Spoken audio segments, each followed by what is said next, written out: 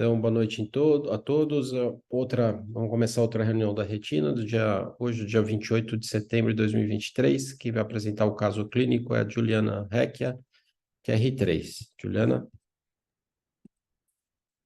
Bom, boa noite, meu nome é Juliana, sou R3 aqui do serviço e eu vou apresentar o caso clínico da reunião de hoje. Queria começar agradecendo ao professor Sérgio Pimentel pela orientação na confecção dessa apresentação e a doutora Fernanda Dourado, que me cedeu o caso. Bom, o nosso caso é de uma mulher de 29 anos que veio com uma queixa de baixa de acuidade visual no olho esquerdo desde 2015. Ela não tinha nenhum antecedente pessoal e nenhum antecedente oftalmológico. Ao exame, ela apresentava uma acuidade visual sem correção de 20/20 no olho direito e 20/40 no olho esquerdo, reflexo fotomotor e motilidade preservados, na biomicroscopia de segmento anterior nada digno de nota e pressão intraocular dentro da normalidade. Aqui a gente tem a retinografia de grande angular da paciente, no olho direito nada digno de nota e no olho esquerdo a gente evidencia essa lesão pouco elevada, amarelada, na região macular, que a gente vê em maior detalhe na retinografia de polo posterior. Aqui a gente tem a autofluorescenografia da paciente, que a gente vê que a lesão tinha um padrão heterogêneo, com áreas hipoalto e outras áreas hiperalto. O ACT do olho direito era normal, e aqui a gente tem o ACT do olho esquerdo.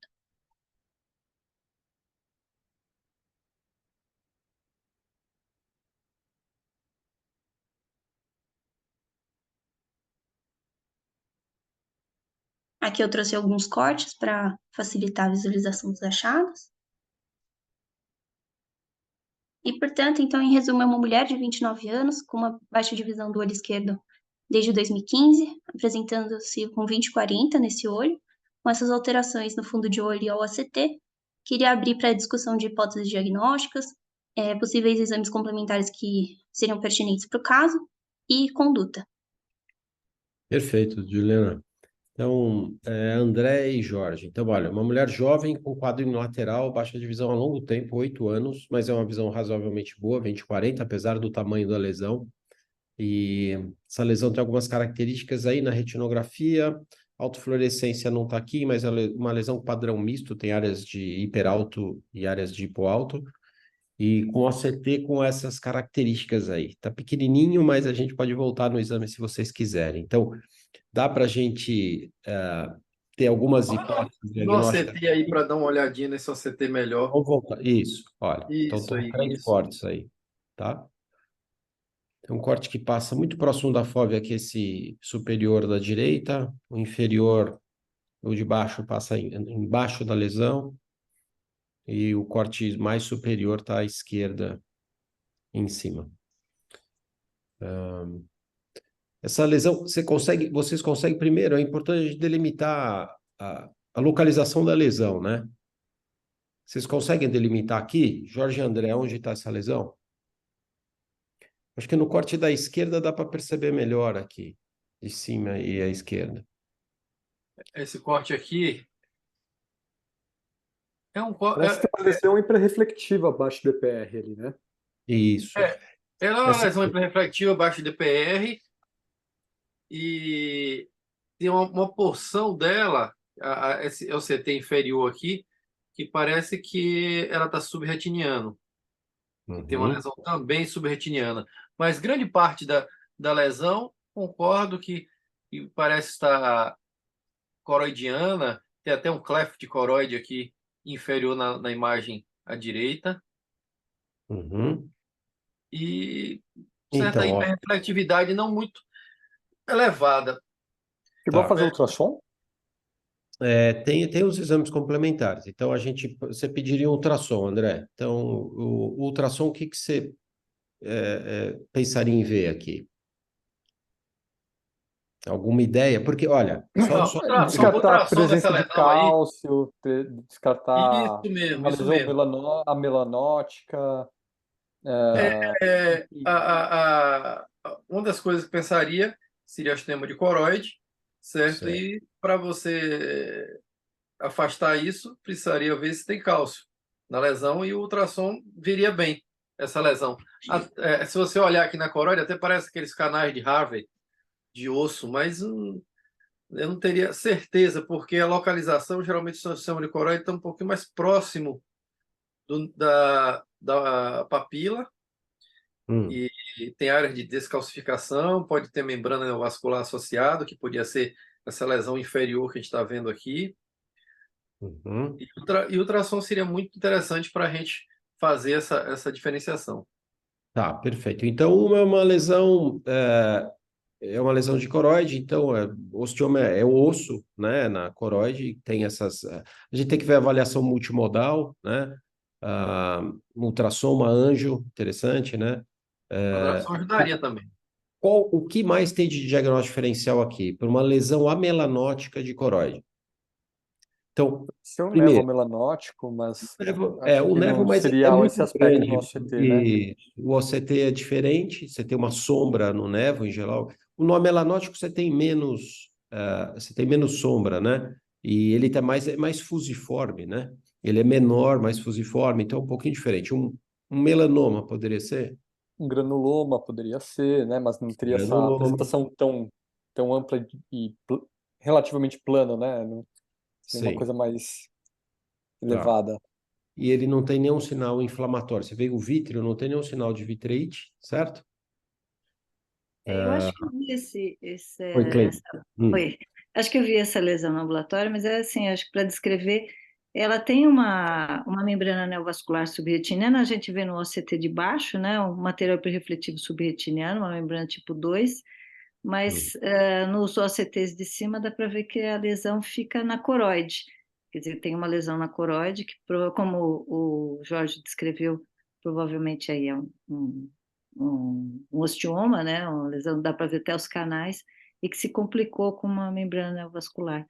E acho que sim, Cleiton, poderia ser essa massa da coroide, não é exatamente o aspecto, mas poderia ser um melanoma, mas de qualquer forma complicado com uma membrana neovascular, que é o que a gente vê na mácula, perto da mácula, né?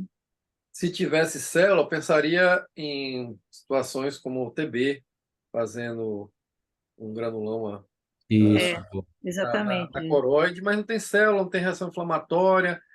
Uma outra lesão que também faz diagnóstico diferencial com osteoma de coroide é aquela condição que você tem calcificação da esclera. Mas o cálcio vai no ultrassom vai todo para a esclera, você não tem nada na coroide. Calcificação É esclerocoidal. esclerocoreidal, mas é uma lesão super benigna, né? Que Também, não super daria benigna.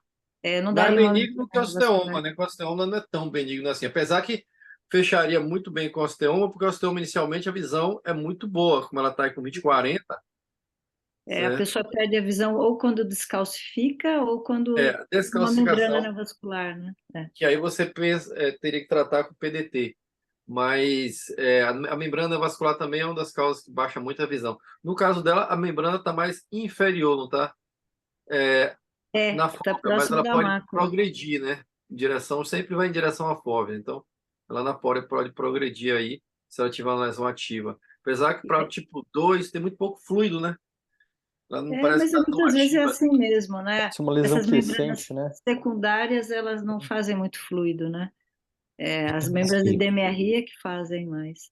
Cleide, só para a gente ver a membrana, é que você viu antes, porque talvez, para quem não viu antes, Cleide, não é simples de fazer o diagnóstico de uma membrana vascular aqui, porque aqui a imagem está pequena, né? Difícil a gente ver. Com você ampliando, você passando o cursor no OCT, fica mais fácil de fazer o diagnóstico. Mas aqui não está tão simples, porque tem pouco fluido subretiniano na imagem embaixo, né? E a hiperrefletividade da membrana vascular é um pouquinho diferente do tecido ósseo que está abaixo da membrana. Aí, mais um outro exame, já que vocês estão falando, o ultrassom é importante para você detectar cálcio, né, nessa lesão, e o segundo é o CTA, certo? E uma anjo. Anjo você vai ter, tipo 2, você vai ter Que anjo vai aparecer tudo hiperrefletivo, provavelmente a imagem vai ficar Não vai ficar tão boa. comprometida, né? Vai borrar tudo.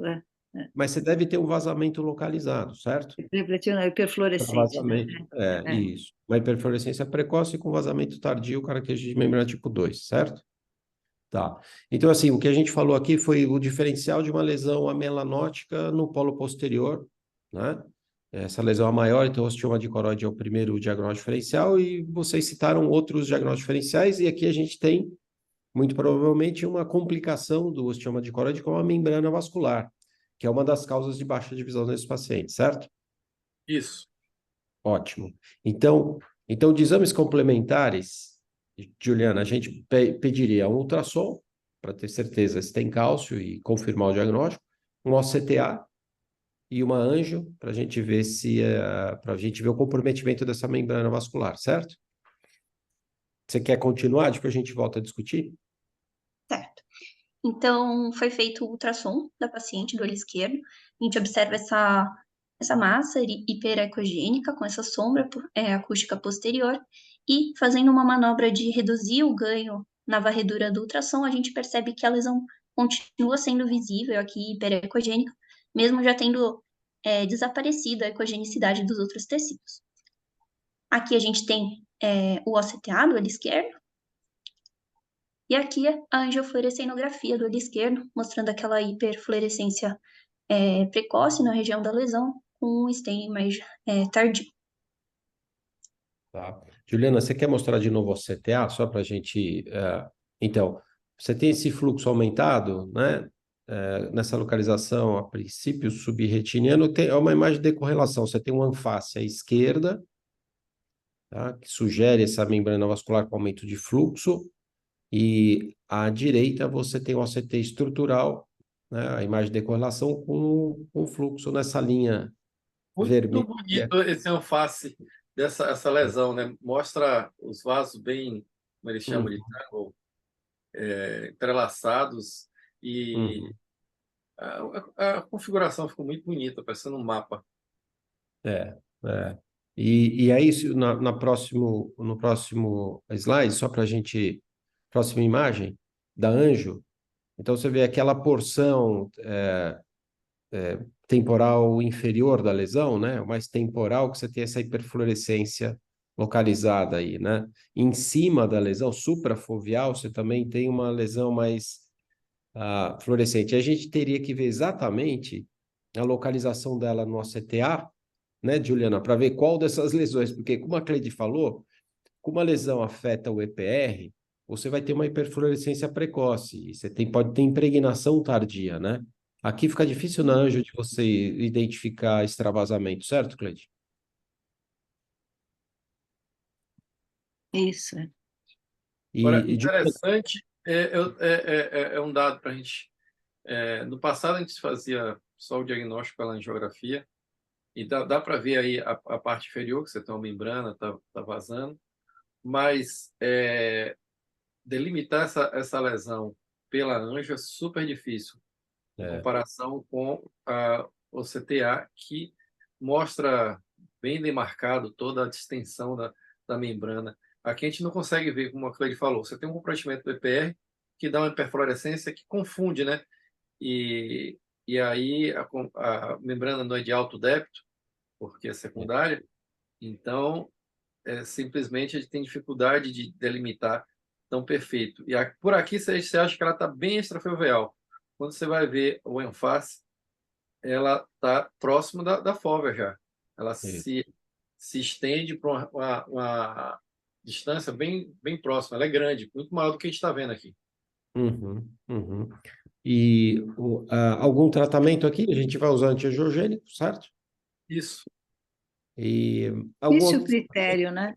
Essas membranas secundárias, tipo 2, que não tem líquido, o critério de tratamento, a gente não faz dose de ataque, né? Faz PRN desde o começo, e como não tem líquido, o critério para parar é bem difícil. Tem alguns parâmetros que a gente pode usar, que é a nitidez da borda, da hiperrefletividade, né? Do Schrin, mas a acuidade visual acaba sendo mais importante. E a gente tem que ir injetando enquanto a visão está melhorando.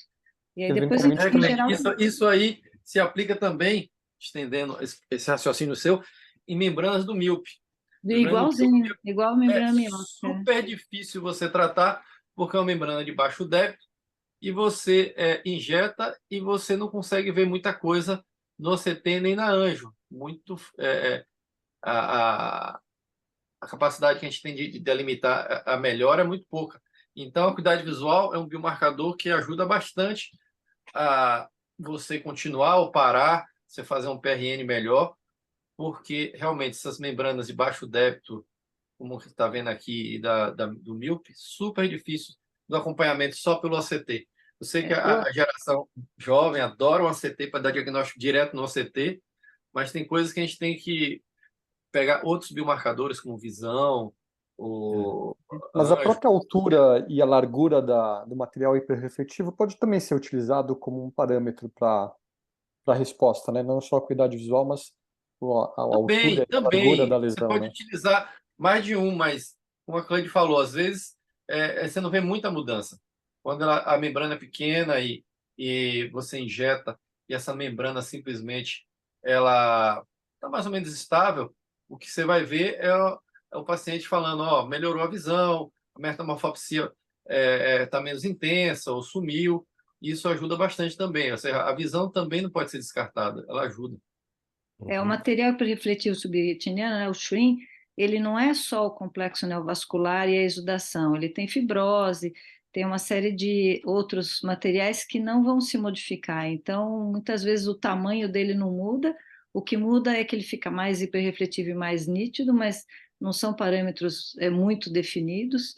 E o aspecto da membrana ao ACTA também não, ele diminui muito pouco, porque em geral são membranas já maduras, então o antiangiogênico não muda, quando muito fecha um pouquinho das ramificações periféricas. Então é isso, como o Jorge também está falando, é a acuidade visual, e por isso a gente acaba tendo que injetar mais do que o que talvez seja necessário, porque depois que estabiliza tudo, ainda tem que fazer mais uma injeção para ver se realmente a visão não melhora. É bem Leite, difícil. esse comentário seu foi muito legal com relação ao SHRIM. O SHRIM tem vários componentes, não é um só, aquela lesão hiperrefletiva. Tem componente vascular, o componente exudativo e o componente fibrótico.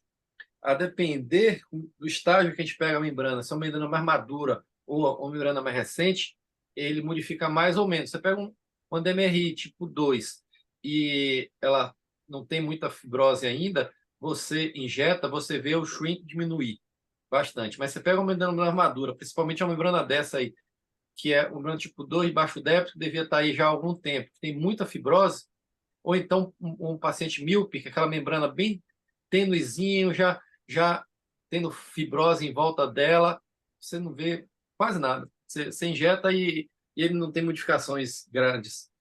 Às vezes modifica quando é novo, recente, mas tem essa diferença de membrana mais recente ou membrana mais tardia. Perfeito. Juliana, você quer mostrar o CT de novo para a gente ilustrar o que está sendo falado aqui? O OCT estrutural? Então, nessa imagem de baixo, eu acho, Juliana, próximo. Isso aí, aí. Aqui no slide de baixo, bem no centro, aqui, justa foveal, ela tem, na verdade, ela tem fluido subretiniano, certo? E dentro desse fluido tem um material discretamente hiperrefletivo, que é esse material hiperrefletivo subretiniano, certo? Então é uma quantidade pequena, mas aqui eu acho que com tratamento dá para a gente monitorar, porque tem fluido subretiniano e tem material hiperrefletivo. O material hiperrefletivo, como vocês falam, só para eu resumir aqui, quando ele é agudo, ele representa a exudação da membrana vascular e predominantemente tipo 2, tá? Quando ele é tardio, quando você tem uma história longa, ele pode representar fibrose. Quando o paciente tem hemorragia também é um material hiperrefletivo subretiniano. Então, essa morfologia de você ter um material que é hiperrefletivo e que é subretiniano, pode representar algumas coisas diferentes. Pode representar tanto uma fibrose que você não trata, quanto num quadros agudos uma exudação de uma membrana ativa que você tem que tratar, ou um componente até hemorrágico, como vocês comentaram, né? Só estou resumindo o que vocês falaram, certo? Aqui, especificamente nessa paciente, eu acho que a gente tem um parâmetro para acompanhar tratamento. Ela tem fluido e tem material hiperrefletivo, certo? No míope, como vocês comentaram, a manifestação é muito parecida, quer dizer, o sintoma no míope é muito importante valorizar. Eu já vi pacientes míopes, que eu olhei o OCT, e era muito difícil de você dizer que tinha membrana vascular, mas o paciente tem sintoma. Ô, doutor, eu estou com metamorfose, estou com a visão distorcida, minha visão piorou. E o OCT mostra, e você procura no OCT e você vê o material hiperrefletivo, você vê um pouquinho de cisto, e você trata e o sintoma desaparece. Então, num paciente automíope, bem orientado, o sintoma tem que ser muito valorizado, como vocês comentaram, certo? E a terapia reduz esses sintomas e melhora aqui o OCT estrutural, né? Uma outra forma de você fazer o diagnóstico da membrana é pelo OCTA, mas como a Cleide comentou, a gente não muda o padrão em geral que a gente vê no anface da membrana vascular. Ela pode encolher as bordas, mas é difícil a gente visualizar isso adequadamente, né? Juliana, você tratou esse paciente? Não, Ainda não, professor. ainda não. Foi essa visita mais recente que a gente viu que tinha esse líquido aqui subretiniano. Isso, perfeito. Então a gente vai tratar, né? Membranas vasculares tipo 2 respondem bem como é subretiniano e o acesso até do Avastin é mais fácil aí. Eu acho que responde igualmente a qualquer antiangiogênico, teoricamente, né? Que você injetar. Então, eventualmente, você pode até começar com o Avastin, se não tiver resposta, a gente muda, certo? Ao contrário de Certo. membranas que ficam abaixo do EPR, né? Membranas tipo 1 respondem menor a antiangiogênicos mais potentes, né? Alguma outra consideração aqui de tratamento? André, Cleide, Jorge, além do antiangiogênico, para o osteoma em si? Tem, o pessoal, eu nunca fiz, não tenho experiência nenhuma, mas os livros falam por questão da descalcificação, que faz você perder fotoreceptor e perder visão, fazer PDT, Uhum. entendeu? É Mas eu interessante. nunca fiz. Porque se for uma lesão extramacular, se você fizer o PDT, teoricamente você destrói o tumor e a retina externa vai junto, né? Quando você descalcifica o tumor. Em geral, o marcador de lesão de retina externa é o tumor estar descalcificado. Mas ao mesmo tempo você reduz o crescimento dele. Mas quando o tumor é submacular, como esse, eu acho que aí não tem muito o que fazer, a não ser tratar as complicações, né? E essa paciente, infelizmente, ao longo do tempo, ela deve perder visão, ou por atrofia de retina externa, ou por essa membrana vascular que pode recidivar, certo? Algum outro comentário aqui? Então, o diagnóstico foi feito, o tratamento, quer dizer, está perfeito aí. Então, ótimo. Jorge, André e Cleide esmiuçaram aqui. Todo. Juliana, se você revisa agora, tem algum outro dado do paciente para você mostrar? Não. Não, era isso aqui mesmo, professor. Então, se quiser fazer uma revisão rápida do tema, né? Porque é pouco comum a gente ver osteomas de coroide, né? Então pode avançar. Bom, então, o osteoma de coroide é um tumor intraocular benigno, composto de tecido ósseo maduro. É mais comum em mulheres jovens entre a segunda e a terceira década de vida, e a maioria dos casos é esporádico. Tem alguns raros relatos de casos familiares, né? Então, alguns autores até questionam um possível componente hereditário para essa condição, mas ainda não é algo bem definido. A etiologia em si ela é desconhecida. Alguns autores consideram o osteoma de coroide como um coristoma pela própria composição mesmo dessa lesão. Outros autores consideram que poderia ter um componente inflamatório na formação do osteoma, que inicialmente poderia ser uma coroidite peridiscal focal, que a inflamação ali local levaria a um depósito anormal de cálcio na lesão, formando o osteoma. E alguns autores também acreditam ter um fator hormonal, principalmente pela maior prevalência em mulheres. Clinicamente, a maioria dos casos vai se apresentar de forma unilateral. De sintomas, o paciente pode relatar baixa acuidade visual, metamorfopsia e escotomas, a depender da localização do tumor. No fundo de olho, a gente vai ter essa lesão amarela alaranjada, com margens bem definidas, pouco elevada, e a localização mais comum é justa papilar ou na região macular. Com relação à evolução, a gente tem que 40% a 50% dos pacientes em 10 anos é identificado um crescimento da lesão, a taxa média de crescimento é de 0,37 milímetros ao ano, e algumas complicações é a ocorrência da descalcificação, em 46% dos casos, em que a lesão vai começar a adquirir essa coloração mais clara, como a gente observa aqui no exemplo do lado, de uma evolução de 4 anos, de um paciente com osteoma de coroide. E esse fenômeno ele é interessante porque quando ele ocorre, por exemplo, na borda da lesão, ele é considerado como um fenômeno até favorável por estar associado a uma estabilização do crescimento da lesão. Já quando ele ocorre em lesões maculares, ele já tem um efeito mais negativo. Isso porque a descalcificação ela geralmente está associada a uma atrofia da retina externa e perda de fotorreceptores com uma consequente pior visão nesses pacientes. Outra complicação é a formação da membrana neovascular, que ocorre entre 30% a 47% dos casos em 10 anos. A fisiopatologia dessa membrana não é bem estabelecida, o que se acredita é que seja por alterações ali no complexo EPR, membrana de Bru, que começa a permitir o crescimento de ramos neovasculares provenientes da coroide embaixo da retina neurosensorial. Esses casos com membrana geralmente vão apresentar fluido subretiniano, hemorragia ou exudato, e é importante diferenciar a membrana neovascular dos tufos vasculares próprios ali do tumor, né? E para fazer essa diferenciação, esses tufos vasculares, eles não vêm associados com fluido, hemorragia ou cicatriz, e na angiofluorescina, eles não extravasam. De exames complementares, o ultrassom, ele é um exame bastante importante para o diagnóstico diferencial com lesões similares. No modo A, a gente vai ter uma alta refletividade interna da lesão, e no modo B, a gente vê essa lesão de coroide elevada, com uma alta refletividade, e essa sombra acústica posterior, que lembra até um aspecto de um pseudonervo óptico. Fazendo aquela manobra igual no exame da nossa paciente de reduzir o ganho do ultrassom, a gente percebe a persistência da massa hiperecogênica, mesmo depois do desaparecimento da ecogenicidade dos outros tecidos. Com relação ao CT, a gente tem esse artigo da Carol Shield, de 2015, que ela correlaciona os principais achados do osteoma de coroide com achados histológicos de um tecido ósseo maduro.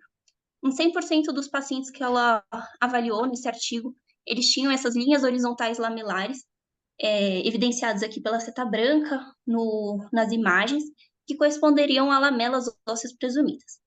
60% dos casos haveriam essas tubulações horizontais com centro óptico vazio, representados pela seta laranja, que corresponderiam aos canais harvesianos, ou essas tubulações verticais, que seriam os canais de Volkmann. Esses dois canais são canais vasculares, por onde passam os vasos sanguíneos do tecido ósseo. 53% dos pacientes tinham linhas horizontais hiperrefletivas, aqui representado pela seta amarela, que seriam essas cement lines, e 40% teria essa hiperrefletividade salpicada, representada aqui pela letra S nessa última imagem, que corresponderia ao osso trabecular compacto. Nesse artigo, ele também identificou uma diferenciação entre achados em tumores calcificados e descalcificados. Os tumores calcificados, na maioria dos casos, estavam associados a uma retina externa preservada, enquanto os tumores descalcificados, como a gente vê nessa imagem aqui, A e B, a gente observava uma atrofia de retina externa e perda de fotorreceptores, com uma consequente pior acuidade visual. Com relação aos exames contrastados, na angiofluorescenografia, a gente vai ter uma hiperfluorescência precoce e irregular na região do tumor, e nas fases mais tardias, a gente vai ter um staining difuso intenso. Nos casos com membrana neovascular associada, a gente pode evidenciar uma hiperfluorescência com extravasamento precoce, e em alguns casos, a gente pode ter áreas hipofluorescentes, seja por hemorragia subretiniana ou hiperplasia de EPR. Na endociania, a característica evidenciada é essa hipocianescência precoce na região da lesão. Com relação aos diferenciais, o primeiro seria a calcificação esclerocoroidal, que é uma condição mais comum em idosos, caucasianos, geralmente com alguma alteração no metabolismo cálcio-fósforo. Na fundoscopia, os pacientes vão apresentar lesões placoides amareladas, planas ou bem pouco elevadas, multifocais, geralmente em ambos os olhos. A localização dessas lesões ela é mais anterior, mais periférica, principalmente comparado com o chama de coroide, que geralmente fica aqui mais peripapilar ou na região macular, e são lesões geralmente assintomáticas. Um segundo diferencial é o névoa de coroide amilanótico, que é um tumor intraocular benigno, que raramente sofre transformação maligna, que na fundoscopia vai ter esse aspecto também de uma lesão bem definida, mais clara, e no ACT a gente vai observar essa lesão fusiforme em coroide, pouco elevada e sem fluido subretiniano. Um terceiro diferencial é o melanoma de coroide amilanótico. Na fundoscopia ele vai se apresentar como essa lesão amarela amarronzada, mais elevada, com margens menos definidas, e no ACT a gente vai ter essa massa elevada aqui em coroide, com fluido subretiniano, alguns depósitos subretinianos e essa shaggy appearance nos fotorreceptores sobrejacentes. Por fim, o último diferencial é com metástase de coroide. Lembrar que o câncer primário mais associado em homens é o câncer de pulmão e nas mulheres o câncer de mama. A maioria desses pacientes são sintomáticos, referindo baixa de acuidade visual, e é bastante comum a gente encontrar lesões assintomáticas no olho contralateral. Essas lesões também são mais claras, com margens bem pouco delimitadas, e geralmente associadas com um DR seroso de tamanho desproporcional ao tamanho do tumor, e no ACT a gente pode ver aquele aspecto lump-dump. Por fim, com relação ao tratamento do osteoma de coroide, as lesões assintomáticas ou estáveis podem ser abordadas de uma forma mais conservadora, apenas com observação. Lesões extrafoveais, uma possibilidade seria a fotocoagulação a laser ou o PDT, e essas terapias teriam o intuito de induzir a descalcificação da lesão e, consequentemente, evitar o crescimento em direção à fóvea. Aqui eu trouxe um exemplo de um paciente com um osteoma de coroide peripapilar, que foi submetido ao PDT, e anos depois ele apresentou aqui uma lesão já com aspecto mais atrófico, e no ultrassom a gente percebe uma redução da ecogenicidade aí, que representaria a descalcificação da lesão. Os casos com membrana neovascular associado, a gente tem a possibilidade do tratamento com anti-VEGF. Aqui eu trouxe um exemplo também de um paciente com osteoma com membrana neovascular, com presença de fluido subretiniano no ACT, que foi manejado com ranibizumab, e aqui 7 meses depois já não apresentava fluido no ACT. O prognóstico desses pacientes, de um modo geral, não é muito bom, 56% a 58% em 10 anos evolui com uma acuidade visual menor do que 20/200, geralmente pela presença de líquido subretiniano, alterações no EPR ou hemorragia subretiniana secundária à membrana neovascular. Obrigada.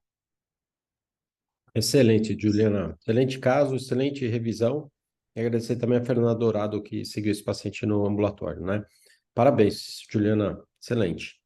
E obrigado pela contribuição aí do Jorge, do André e da Cleide para a discussão do caso. Excelente. Quer descompartilhar, Juliana? Ótimo. E agora o Iago Bastos, QR3, vai fazer a imagem, vai mostrar a imagem da semana. Iago? Boa noite a todos. Meu nome é Iago Bastos, eu sou R3 de serviço, como o Dr. Sérgio falou. Eu vou apresentar a imagem da semana e gostaria de agradecer ao professor Sérgio pela ajuda na elaboração dos slides. Esse é o caso clínico referente à imagem, um homem de 31 anos, caucasiano, que referia a piora progressiva da visão em ambos os olhos nos últimos 2 anos, piora à direita. Não tinha antecedentes relevantes, a acuidade visual era de 0,15, 0,8 e na biomicroscopia não tinha achados dignos de nota. Essa é a imagem do OCT e vai ser a nossa imagem da semana hoje. Então, pessoal, vocês querem comentar o que está alterado do ACT aqui? E se por essa imagem exclusiva do ACT, depois a gente vai mostrar a avaliação multimodal. Vocês podem fazer os diagnósticos diferenciais?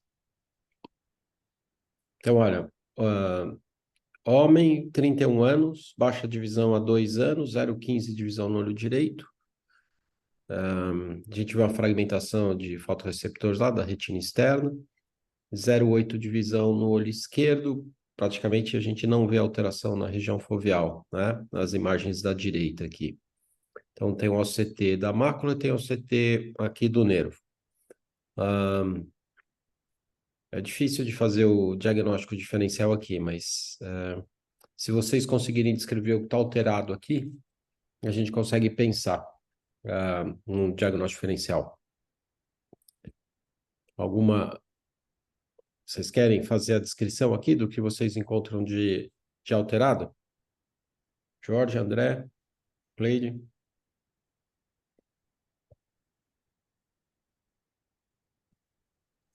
Que idade Não. tem?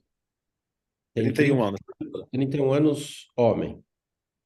Baixa divisão, Cleide, não sei, eu acho que você estava desconectado aí. Baixa divisão há 2 anos, 0,15 no direito, 0,8 no esquerdo.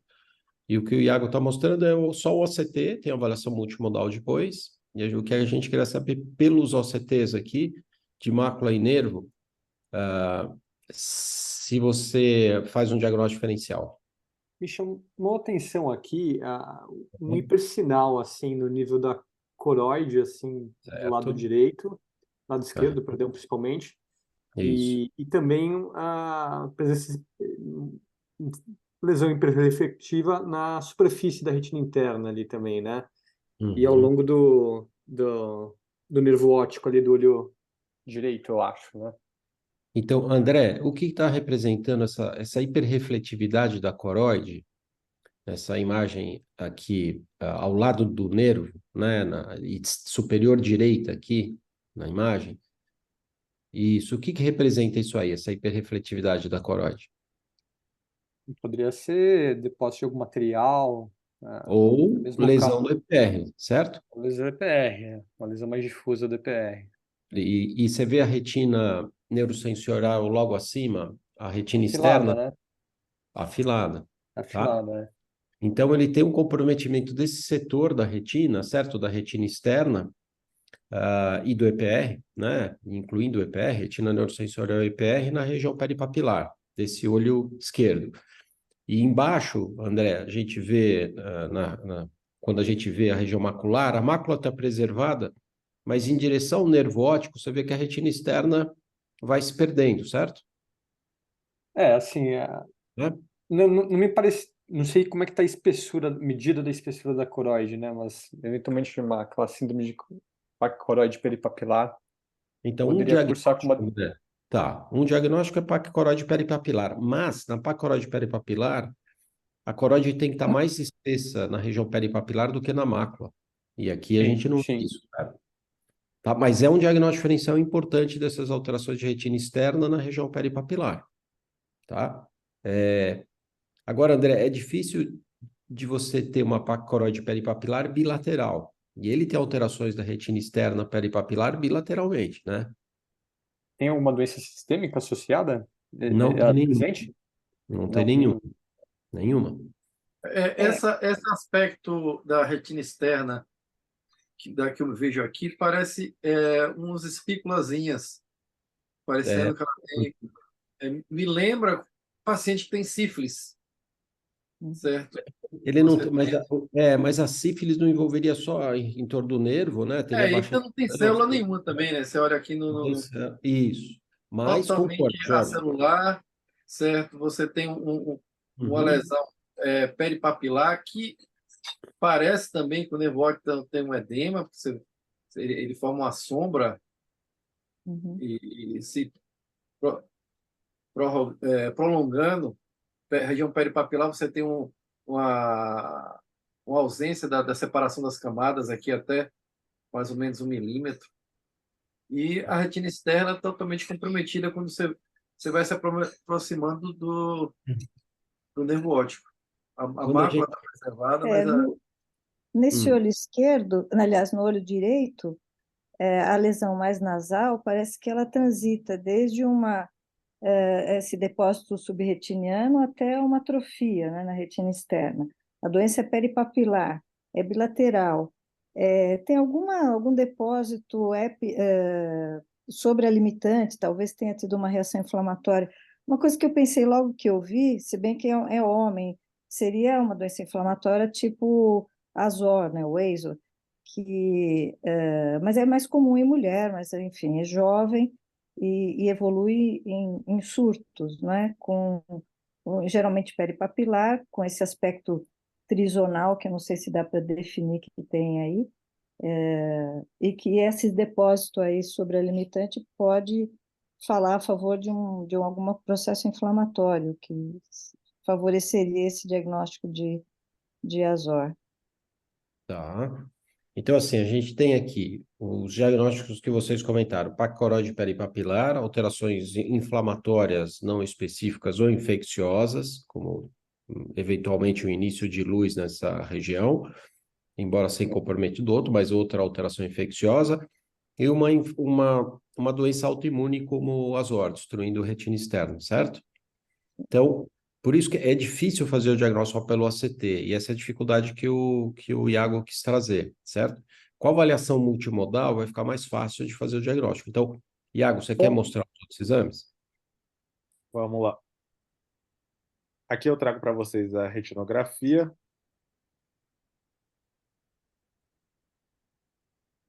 Uma imagem multicolor, mostrando essas regiões mais atróficas perto do nervo.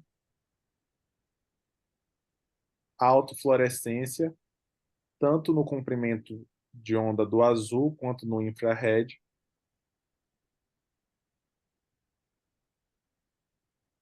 Aqui, imagens anéridas também em vários comprimentos de onda. Aqui embaixo eu coloco para vocês o comprimento de onda utilizado. Então, nós temos o infrared, o filtro verde e o azul. De demais exames, o paciente apresentava aumento da mancha cega e escotoma temporal em ambos os olhos, no campo 32, e na angiofluorescenografia, áreas de defeito em janela sem vazamentos. Esse é o resumo do caso: um homem de 31 anos com piora progressiva da visão em ambos os olhos, piora direita. Ele reclamava de fotopsia? No começo, sim. Certo, Iago? Continuo com a hipótese de Azor aqui. E Azor. EISO. Eu acho que é EISO. Tem É. a fase trisonal aí na autofluorescência, peripapilar. Esse aspecto perimacular que vai fazendo um halo, não é? Uhum. Ao redor da mácula. O campo Então, visual também ajuda muito, né? Porque ele mostra um defeito que vai de 0 a 30, não é um defeito progressivo, né? É um defeito que tem um limite súbito no campo visual, das áreas comprometidas e não comprometidas, que é típico de doença de retina externa, né? Então, aqui é importante para fazer o diagnóstico de Azor, primeiro a gente descartar outras patologias, certo? O Azor fica mais como um diagnóstico diferencial inflamatórias, eventualmente infecciosas. Sistemicamente, que vocês perguntaram, ele não tem nada. Eventualmente poderia iniciar um quadro, uma placoide de luz nessa região, eventualmente, mas ele já tem uma evolução de 2 anos. Se ele tivesse luz, ele teria perdido a visão nos 2 olhos, mas é importante no início a gente fazer diagnóstico diferencial com alterações infecciosas. E o que o André falou de paquicoroide peripapilar é um diagnóstico diferencial também muito importante nessa região, mas no OCT a gente consegue ver esse espessamento da coroide setorial. E como nada se encaixa, a gente pensa então numa doença bem mais rara, né, que é uma doença que se imagina que seja uma autoimunidade destruindo a retina externa na região peripapilar, talvez com um gatilho eventualmente viral, outro induzindo a perda da retina externa nessa região peripapilar, né? Começa com fotopsia, como o Jorge comentou, né? E o fundo de olho é normal. Depois, em quadros mais avançados, alguns meses depois, que você vai ver alteração. Em alguns pacientes, você continua sem alteração, né? E tem o aspecto trisonal, que a gente vê no OCT, na autofluorescência e na endocianina, de uma área normal para uma área intermediariamente afetada, para uma área completamente afetada quando você vai da região macular para a região do nervo. Quanto mais próximo do nervo, maior a alteração. Algum outro ponto que vocês queiram lembrar aí do Azor? André... O ERG é alterado desde o começo, né? Certo. O ERG é alterado, que é o exame mais difícil de a gente fazer, mas que complementa, certo? Nenhum exame sérico a gente consegue colher, né? Nenhum exame de laboratório para fazer diagnóstico, certo? Aí precisa do acompanhamento, né? Uma doença que a gente faz o diagnóstico depois de um tempo. Isso, isso. Ah, tratamento se você pega num quadro inicial com imunossupressão para evitar o acompanhamento, você pode até monitorar com coletoretinograma, como a Cleide comentou, porque é difícil você monitorar, certo? Aí tem associações sistêmicas, né? Com vitiligo, migrânia e Outras outras doenças doenças autoimunes, né? autoimunes, né? É, E talvez, tireoidopatia, pteridopatias. é, e talvez o Azor faça parte de um espectro de alterações, né? Em geral, mulheres míopes jovens, que não é o caso desse paciente, que ele é homem, mas acho que não é míope, né, Iago? Não tinha essa descrição, Eu professor. não tinha essa descrição, tá? Né, que envolve, então, esse espectro coroidite multifocal, MILTS, né? São esse espectro de pessoas. Talvez sejam manifestações de mais frustras para mais crônicas ou para mais agudas e destrutivas, difusas, como o Azor, né? Então, essa era a imagem, certo, Iago?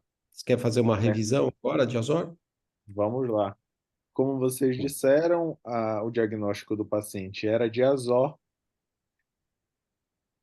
e o Azor foi uma doença descrita por Donald Guess em 1992. É mais comum em mulheres caucasianas e míopes com idade por volta dos 30 anos. As alterações são primárias do EPR do fotorreceptor. E isso foi um dos motivos de eu ter chamado tanta atenção para vocês dos comprimentos de onda utilizados em cada uma das imagens, porque os maiores comprimentos de onda conseguem pegar essas lesões mais profundas. E como é uma doença que no próprio nome tem o oculta, no começo é muito difícil a gente perceber essas alterações. A patogênese é incerta, ela pode ser tanto autoimune, em algumas teorias, quanto uma infecção viral.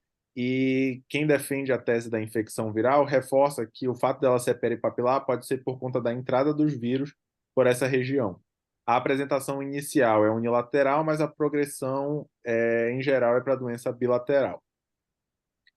Clinicamente, vão ter os escotomas de surgimento súbito, as fotopsias, como o professor Jorge falou, e a piora da acuidade visual só vai aparecer tardiamente. Os sinais do Azor vão ser muito frustros no começo. Então, não tem reação de câmara ou reação vítrea. O fundo de olho, inicialmente, é normal, mas com a progressão começam a aparecer áreas de mosqueamento do EPR, podendo haver atenuação arteriolar também. Nos exames complementares, nós vamos ter o alargamento da mancha cega. Na angioflúor, a gente pode ter o defeito em janela por conta da atrofia. E no ERG, vamos ter um atraso da resposta de cones. Na autofluorescência, no OCT e na endocianina, nós vamos ter o padrão trizonal, que sempre que nós ouvirmos falar dele, nós temos que pensar em Azor. E esse padrão trizonal vai ser dividido na área que está com a retina normal, na borda da lesão, que vai ser a lesão do Azor, mas não necessariamente indica que a lesão está ativa, e finalmente na área de atrofia, do EPR coroide. Aqui nós temos uma classificação baseada na análise multimodal que vai mostrar justamente isso para a gente. Então, em fases mais iniciais, que vão durar de semanas a meses, nós vamos ter um fundo de olho em geral normal. Na autofluorescência, nós podemos ter uma hiperaltodifusa. E no OCT, a gente já consegue ver uma fragmentação da elipsoide da zona de interdigitação, mas com a fóvea preservada. Quando nós temos a doença numa fase intermediária, em geral ela ainda progride nessa fase, nós vamos já ter essa atrofia do EPR próxima da papila, o padrão trizonal, que nós já citamos, tanto na autofluorescência quanto no OCT. E, finalmente, quando a lesão já está estabilizada, nós vamos ter o padrão multizonal também no fundo de olho, mas é mais difícil de determinar, e continuamos tendo ele na autofluorescência e no OCT.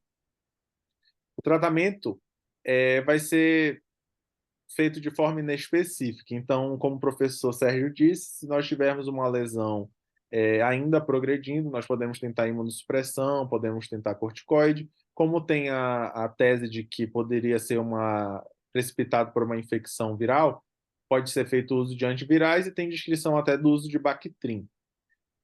Esses casos têm remissão espontânea em alguns pacientes, e o prognóstico visual vai depender do acometimento macular. Se essa remissão acontecer antes do acometimento da mácula, em geral, o prognóstico vai ser bom. Essas foram as referências utilizadas. Queria convidar todos a seguirem o nosso Instagram e o YouTube da Retina, onde todas as aulas ficam gravadas. Obrigado. Ótimo, Iago. Obrigado você. Excelente. Excelente caso, excelente revisão. Ótimo. E raro, né? Raro, Azor. Mas é importante a gente saber do diagnóstico. Excelente, Iago.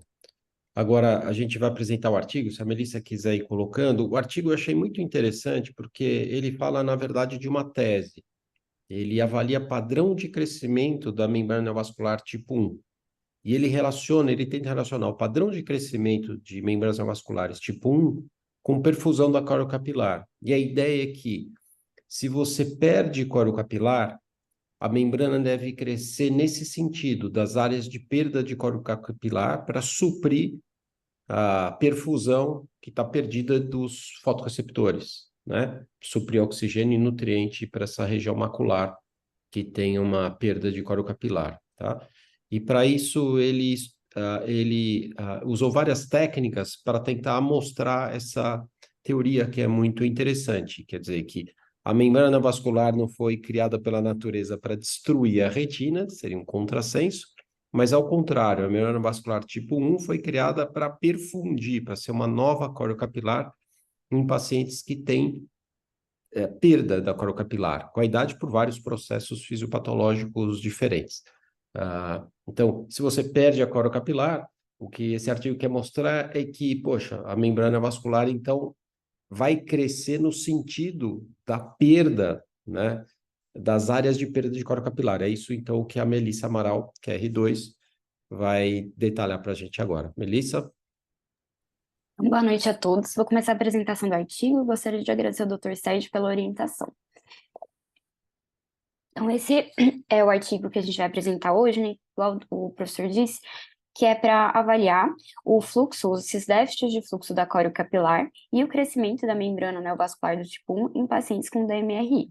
Então, a membrana neovascular do tipo 1 tem origem na córeo capilar, cresce abaixo do EPR, e a gente acredita, né, que ela tenha como função a nutrição do EPR e dos fotorreceptores acima dela.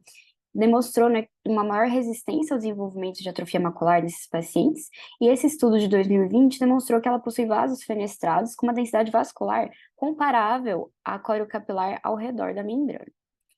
Então, quando a gente vai avaliar o fluxo da córeo capilar pelo OCTA, essa é uma imagem de um dos artigos que é citado nesse estudo, em que ele pega a imagem do OCTA, né, que basicamente em tons de cinza, né, e o programa de computador ele consegue converter essa imagem em tons de branco, só em branco e preto, em que as áreas aqui em preto seriam áreas de baixo fluxo da córeo capilar.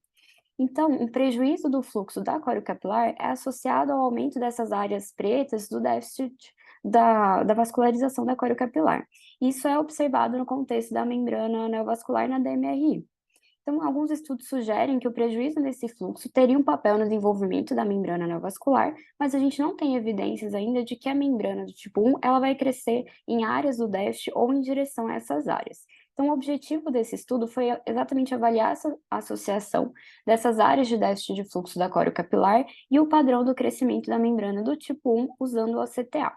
Então, foi um estudo retrospectivo que pegou dados de julho a dezembro de 2021, foram avaliados 22 olhos, os pacientes tinham uma média de idade de 76 anos, uma acuidade visual corrigida de 20/32 e o tempo de segmento médio foi de 28 meses.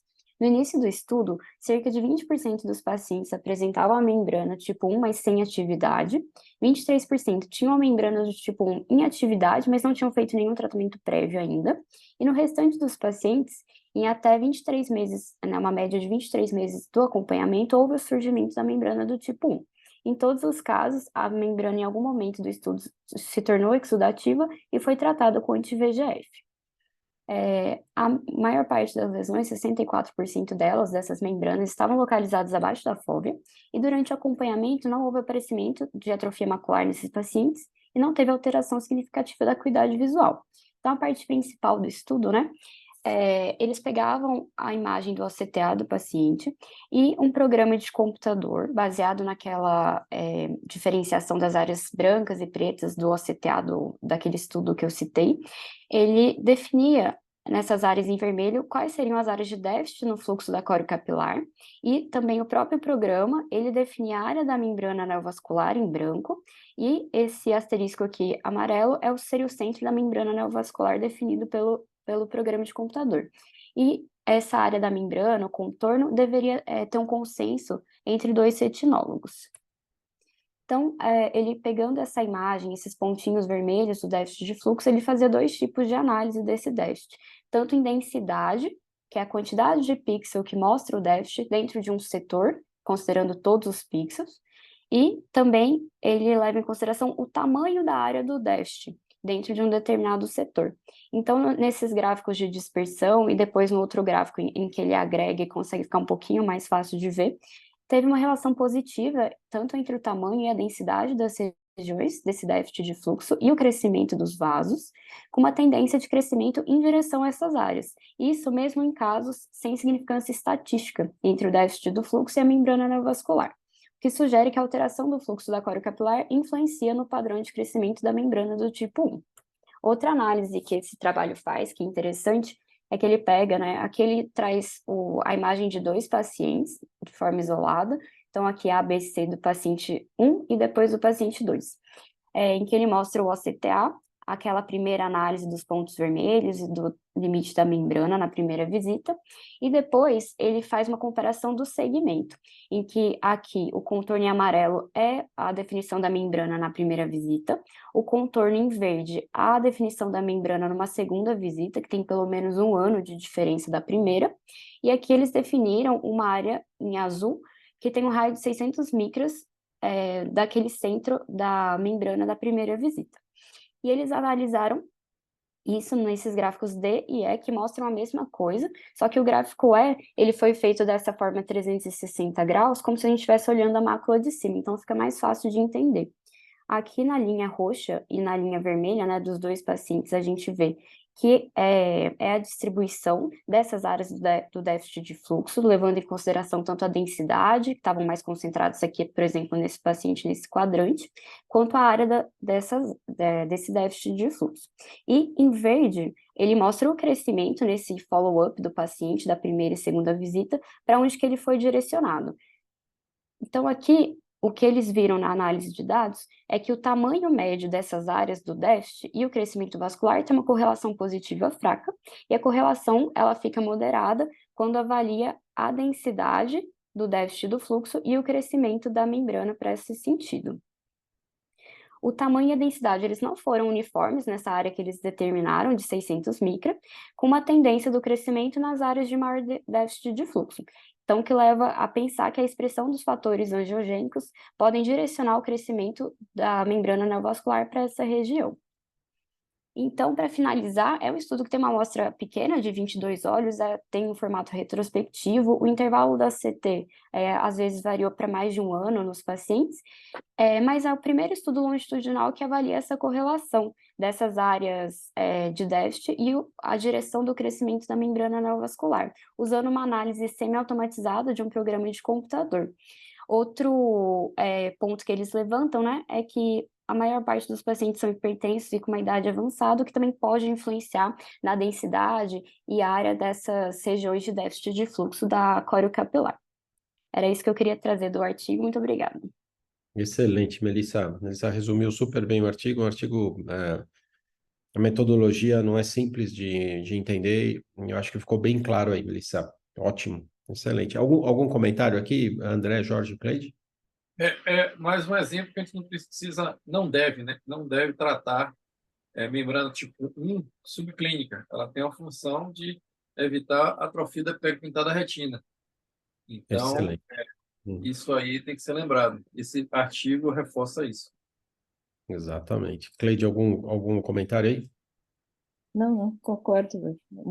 Enfim, a gente precisa de, embora essa ideia já venha de alguns anos, né, de que a membrana tipo 1 é uma membrana vicariante, uma membrana de nutrição, a gente está precisando de evidências. Esse trabalho não traz evidências muito fortes, a análise estatística mostrou apenas tendências, mas já é um grande caminho, É como se fosse um piloto esse trabalho, viu, Cleide? A né? ideia é muito interessante por trás dele, a metodologia também. Provavelmente eles estão trabalhando no N maior aí, né?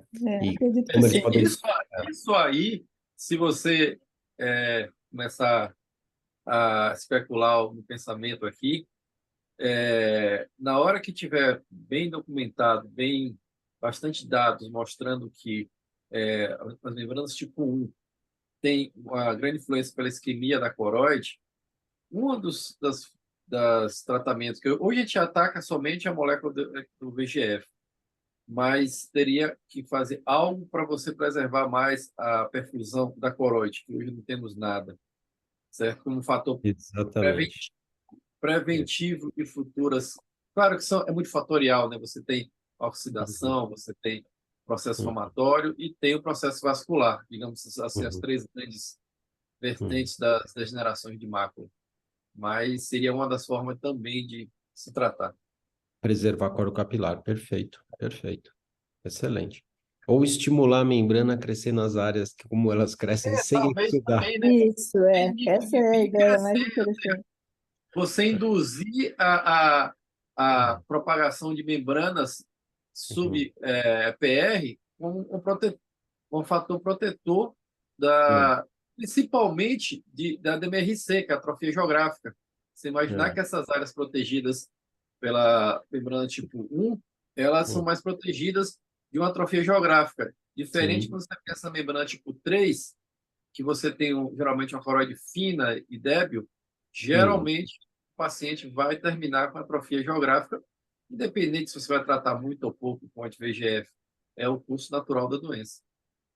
Eu acho isso, É, essa ideia aqui, eu acho genial desse trabalho, quer dizer, e eu acho que a gente tem que, no futuro, será a gente ensinar as membranas a se comportarem, a não exudarem, a perfundirem as regiões que apresentam déficit da córnea capilar, como a natureza tenta fazer. A gente só A tem que natureza plagiar o que a tenta natureza ainda recuperar. não faz completamente, né? pode ser Perfeitamente, que né? uma coisa que está acontecendo, quer dizer, pode ser que esteja viajando, mas essas drogas para tratar atrofia geográfica, elas tiveram uma incidência alta de membrana neovascular. Mas o interessante é que a maioria das membranas foi tratada com uma ou duas injeções só e sem nenhuma perda de visão. Quer dizer, talvez esteja aí o equilíbrio entre tratar a atrofia geográfica e criar uma membrana, mas que não seja tão deletéria para a visão, quer dizer, talvez o caminho esteja aí, o equilíbrio entre tratar a atrofia geográfica e criar uma membrana que não seja agressiva e que seja uma membrana de perfusão, né? Eu, Interessante, porque nesses trabalhos de atrofia geográfica, eles não detalham. Não sei se o OCTA foi padrão para. Não sei se o OCTA foi padrão para fazer o segmento desses pacientes. Autofluorescência, sim, outra variação multimodal, mas se você conseguisse ver como as membranas se comportaram nesses pacientes, seria uma correlação interessante de você ver Eles não inibição falam de. muita coisa, mas Não falam falam, que não falam. precisou uma ou duas injeções só e que nenhum paciente perdeu visão por causa da membrana. Então dá a É. impressão de que é uma membrana diferente daquela que a gente habitualmente vê e que a gente tem que Uhum, tratar mais agressivamente. É como se uhum. fosse justamente essa membrana vicariante, né, que está nutrindo uma área que a gente está tratando, teoricamente, aí com a droga que bloqueia a interessante atrofia você geográfica. pensar um bloqueio do processo inflamatório crônico, que teoricamente ele também é responsável pela produção de VEGF e produção de uma membrana, mas quando você bloqueia esse processo inflamatório, você induz uma membrana débil, mas você induz uma membrana. O processo fica meio, no meu conhecimento agora, fica meio estranho, dizer assim, por que eu bloqueei o processo inflamatório, que teoricamente é indutor de uma membrana vascular, e ele induziu a membrana vascular? Ainda não está bem estruturado É, os dados na minha cabeça. não, isso é bem pouco discutido. Talvez Vocês esse vão ver artigo. É. que nos próximos 2 anos, o conhecimento que a gente vai descobrir com relação à DMR seca vai ser imensa, porque agora com as novas medicações e o estímulo que a indústria vai dar em discussões e eventos dedicados à DMR seca, a gente vai expandir algo que a gente pouco estuda, que é todo o conhecimento de reação inflamatória, bloqueio de macrófago, bloqueio de complemento, certo? Essa semana eu fiz um podcast com o Tarek Hassan, que é Uhum, a Avicida. A Avicida está fazendo fase 3 agora de uma medicação que é um glicosídeo, um açúcar, e que ele vai bloquear os macrófagos, os M1, que esses macrófagos eles são responsáveis tanto pela VEGF quanto é responsável pela iniciar o processo do complemento. Então, vai ser tanta coisa nova que a gente vai discutir nos próximos 2 anos que é realmente muito interessante. É muito, é. como diz Mas o americano, exciting. acho que é por aí mesmo, Jorge. Eu tenho lido aí sobre os mecanismos da cascata do complemento, então, da mesma maneira, quando a gente bloqueia a apoptose de uma célula, a gente estimula as células protetoras, que no fundo são as que causam proliferação endotelial, e aí por isso que tem membrana. Então, deve ser um equilíbrio nesses métodos aí que vai acabar por proteger os pacientes da perda visual, mas é um equilíbrio frágil por enquanto, entre proteger da atrofia e criar membrana boa e membrana ruim, né? Uhum. Perfeito, excelente. E, Melissa, parabéns pela apresentação, tá? Excelente, obrigado pela Cleide e Jorge pelos comentários complementares aí foram ótimos. E agora a gente vai finalizar com a Iana Mourão, que é fellow, apresentar o caso cirúrgico, né, Iana? Isso. Tá me escutando, professor? Sim, super bem, pode seguir. Ótimo.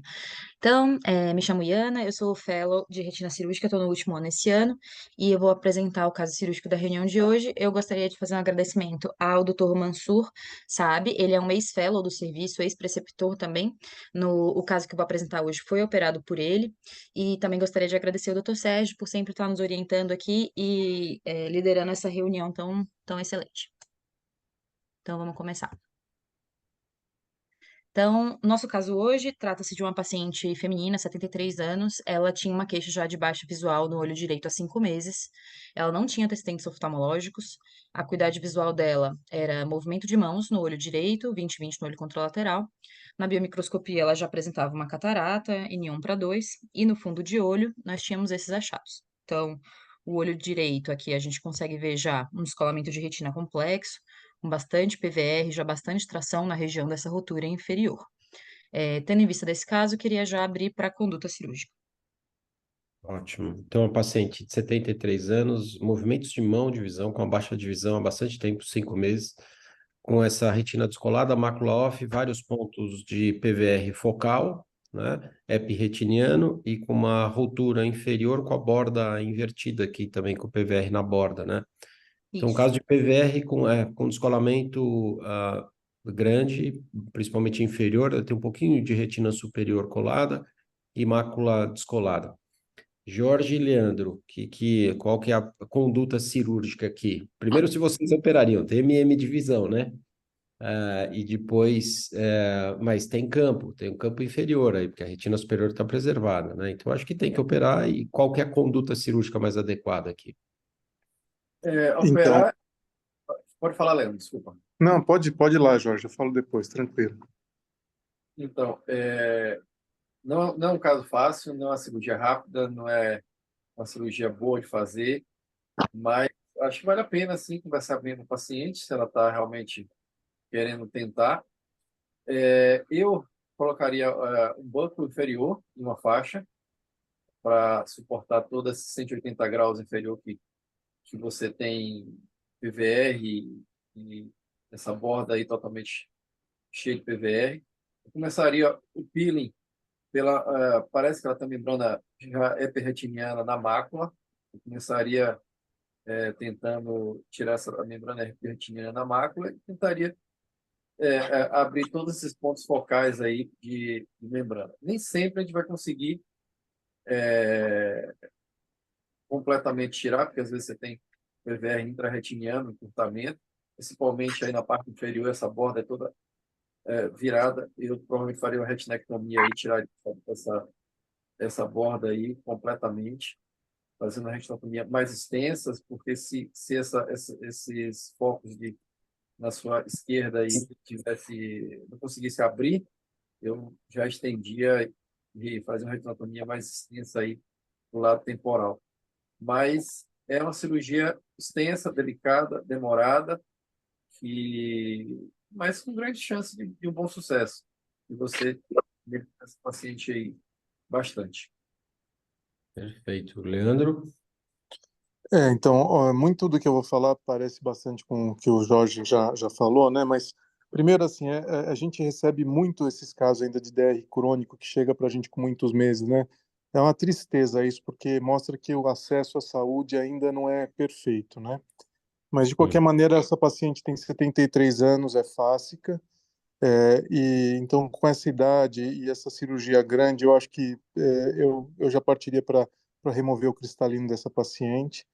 Eu acho que um elemento circunferencial aí num caso que tem tanta contração, eu colocaria.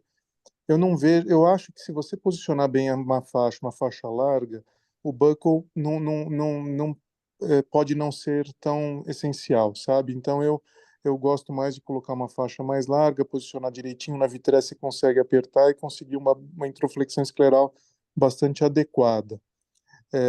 O peeling precisa primeiro verificar se essa hialoide está solta, né? Então é um caso que começou com essa rotura inferior e foi descolando progressivamente e contraindo bastante.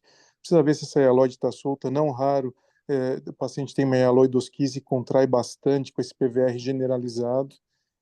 Então, pressupondo-se que a hialoide esteja solta, então realmente é fazer o peeling, né, tentando começar da mácula para que é a região mais central, para a periferia, porque eventualmente depois que você consegue fazer o peeling da região central, você consegue colocar um pouco de perfluorocarbono e utilizar como até uma terceira mão para te ajudar a remover as membranas mais periféricas.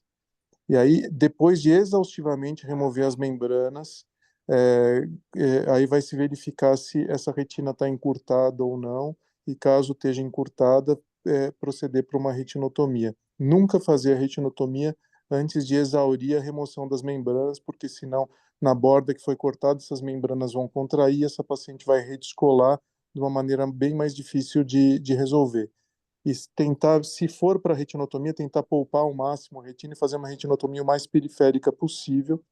E provavelmente, muito provavelmente, por ser inferior e crônico, essa paciente vai ter que ser tamponada com óleo de silicone. Eu acho que é isso, Sérgio.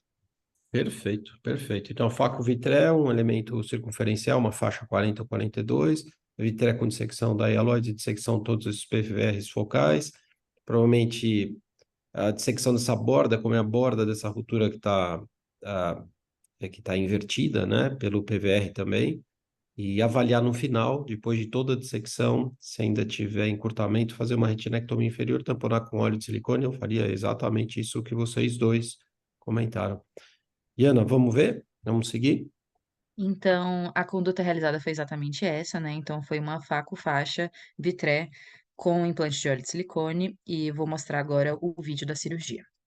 Então, inicialmente, né, foi realizada a passagem da faixa, a facoemulsificação, foi realizado ali o DVP, o shaving da base vítrea e foi optado pela infusão de azul para ajudar ali na identificação dessas membranas do PVR, né? Foi injetado o azul sobre ar. Então, agora a gente vai ver, né, a infusão do azul. Depois de injetado o azul, né, foi desfeita a troca, aspirado, né, o excedente, e foi iniciado ali a tentativa dos peelings. Então, começou realmente o peeling no ponto mais posterior, né, no ponto mais central, para livrar ali aquela região da mácula. Então, inicialmente, tem-se uma dificuldade para conseguir fazer aquela pega inicial, foi optado por colocar ali o perfluorocarbono realmente para dar uma proteção no segmento posterior e também, caso houvesse algum sangramento, né, subretiniano nessa manipulação, a gente poder proteger. A gente nota aqui bastante realmente adesão dessas membranas, mas em algumas áreas do PVR um sucesso maior. Nesse setor do PVR, que era mais próximo da rotura, o setor temporal inferior, como era um pouco mais periférico, também já era esperado ali uma adesão maior e uma maior dificuldade. Encontrou-se uma retina bem mais friável, então, mesmo puxando na membrana, acabava ocasionando rasgos na retina, e foi partido, então, para vamos fazer os outros PVRs, né? Então, foi conseguido fazer a remoção com êxito do PVR nasal, do PVR temporal superior, e aí realmente se exaurindo ali as possibilidades de tirar aquele PVR próximo da rotura, foi optado por fazer o endocautério daquele setor e a realização de uma retinectomia para poder tirar esse fator tracional e possibilitar ali a retina de colar. Então, agora está partindo já para a retinectomia, né? Lembrando que é importante você tirar toda, né, a retina periférica, a retina mais anterior, né? Não pode deixar sobrar. Depois de realizada a retinectomia, foi optado por fazer infusão de perfluorocarbono em toda a cavidade vítrea para facilitar na realização do laser. Então, realizado o laser em todo o setor da retinectomia e também ali no setor onde tinha aquele PVR temporal superior ali para proteger aquela área. E concluindo, foi realizado a troca e infundido o óleo de silicone. Primeiro eu gostaria de perguntar se o pessoal tem algum comentário, doutor Leandro, o Jorge, sobre a cirurgia. Eu posso comentar? Bom, primeiro que comentar sobre a coisa feita é muito fácil, né? É uma cirurgia extremamente difícil, que foi bem conduzida. O que eu acho, assim, primeiro, essa borda da rotura que estava invertida, talvez eu tentasse trabalhar um pouco desenrolando essa borda, talvez com um tano, scraper, alguma coisa assim, para tentar com que a retinotomia não fosse tão posteriorizada. Talvez eu conseguisse com isso levar um pouco mais para anterior à retinotomia, e existem casos que de fazer essa retinotomia mais posterior eu me arrependi. Então, tentar sempre economizar o máximo dessa retina possível e anteriorizar ao máximo a retinotomia. E a retinotomia eu tento fazer aquele sorriso, né? Então as bordas da retinotomia elas têm que acabar de uma maneira angulada,